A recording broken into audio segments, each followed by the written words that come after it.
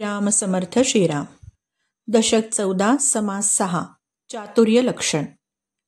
रूप लावण्य अभ्यासिता न ये, सहज गुणासी न चले उपाये, काहीतरी धरावी सोये आगंतुक गुणाची. जन्मजात मिळालेल्या शरीराचं रूप आपल्याला काही पालटता येत नाही, पण अवगुण टाकून चांगले गुण अंगी मात्र बाणवता येतात. माणसानी सद्गुणी बनावं, आपलं अंतरंग चातुर्यानी संपन्न करावं, स्वतः समाधान मिळवावं आणि दुसऱ्याला समाधान द्यावं, असं समर्थांचं सांगणं आहे.